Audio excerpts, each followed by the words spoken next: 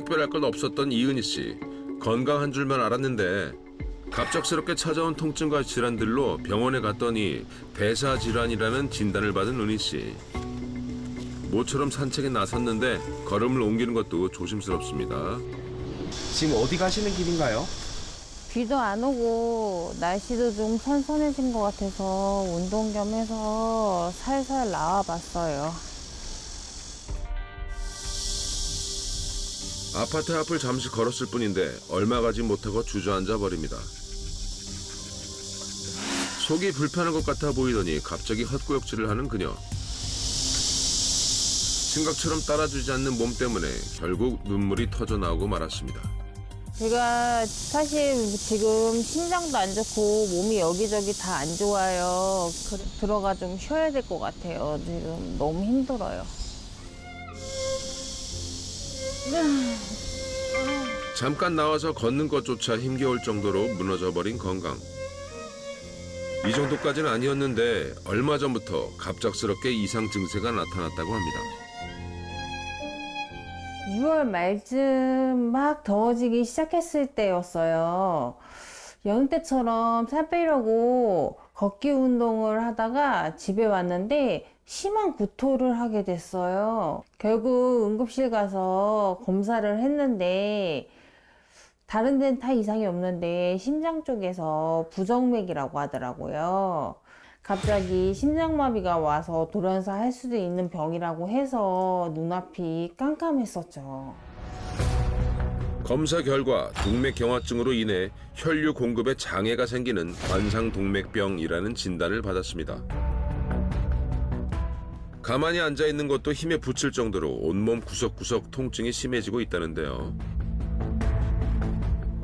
면역력이 떨어져서 그런지 온몸이 붓고 너무 아파요. 26세 아들을 출산하고 난 후 급격하게 체중이 늘었고 산후 우울증까지 겪었다는데요.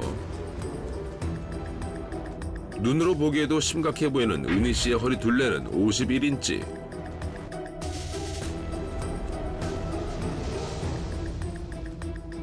체중도 100kg가 훌쩍 넘었습니다.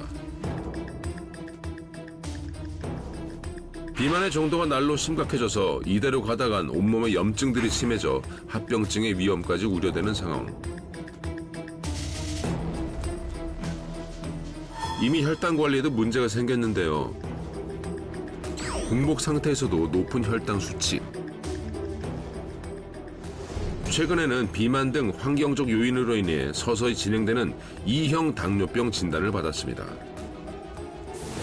심각해진 비만은 전신의 대사질환뿐만 아니라 온갖 질병을 몰고 오고 말았는데요.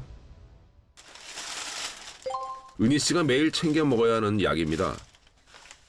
아픈 곳이 많다 보니 양이 엄청난데요. 얘는 내분비내과 당뇨약이고요. 얘는 심장 부정맥 때 갑자기 제가 쓰러지거나 할 때 그럴 때 이제 응급시에 먹은 약이고요. 얘는 심장 혈관 때문에 평생 먹어야 되는 약이에요. 총 하루에 몇 알 드세요? 한 20알 정도 되는 것 같아요. 이 약이 먹어서 낫기보다는 더 나빠지지 않기 위해서 먹는 약이죠. 정말 안 해본 다이어트가 없어요. 굶기, 원푸드, 한약, 양약, 마지막이라고 생각하고 5년 전에 위절제술을 받았어요. 그런데 위절제술이 정답은 아니었던 것 같아요. 결국 요요가 와서 지금 이 상태예요.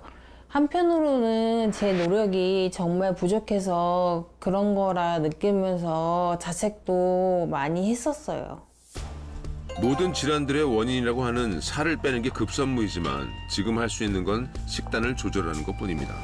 피자, 스파게티, 떡볶이, 치킨, 짜장면 많이 먹었죠. 근데 지금은 살 빼야 되니까 건강 생각해서 좀 줄이려고 해요, 많이. 다이어트와 건강에 도움이 되는 식단을 챙겨 먹으며 열심히 노력하고 있는데요. 한창 활동하며 인생을 즐겨야 할 40이라는 나이에 수많은 병마와 싸워야 하는 은희 씨는 하루하루가 힘겹기만 합니다. 살이 찌기 시작하면서 대사 질환이 몰고 온 질환들로 생명까지 위험할 정도로 심각한 상태인데요.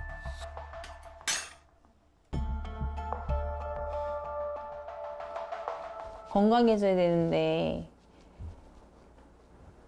점점 병만 더 발견이 되고 건강만 더 악화되니까 걱정입니다.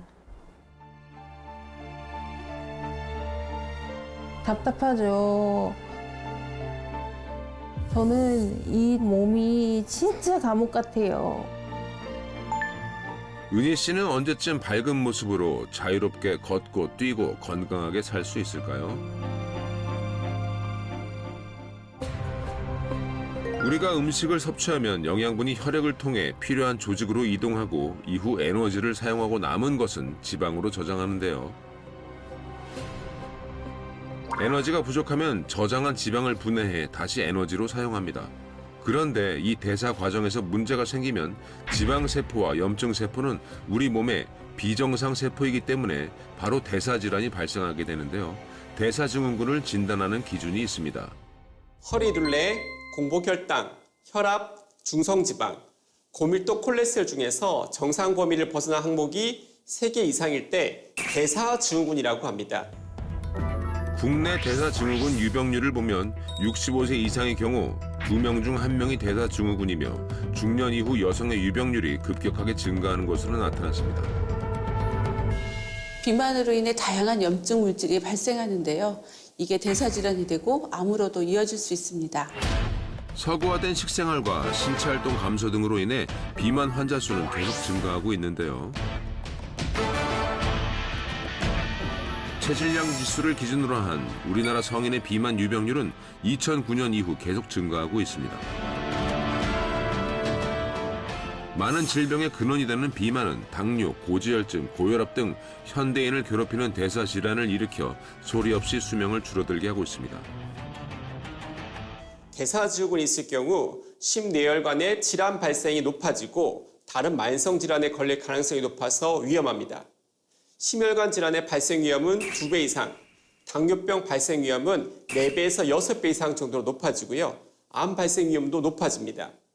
합병증도 물론 발생하게 되면 치명적인데요. 대사질환으로 인한 사망률이 20% 이상이라는 통계도 있습니다. 또한 총 콜레스테롤 수치가 200 이상일 때 종양성 용종군의 발생이 많아진다는 연구 결과도 있는데요. 최근 건강검진 통계에 따르면 용종이 발견되는 환자의 수가 계속 증가하는 것으로 나타났습니다.